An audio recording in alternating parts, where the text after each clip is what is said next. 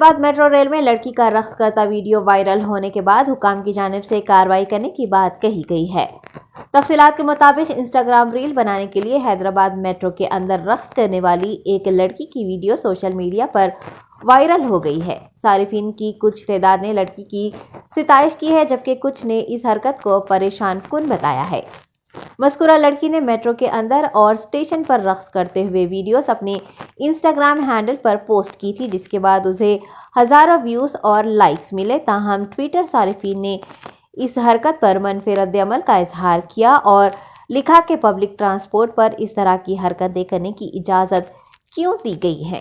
لوگوں نے Hyderabad metro rail limited کو ویڈیو کے ساتھ ٹیگ کیا اور پوچھا کہ کیا حیدرآباد میٹرو اسٹیشنز کو پکنک اسپاٹ اور ڈانس فلور میں تبدیل کیا گیا ہے۔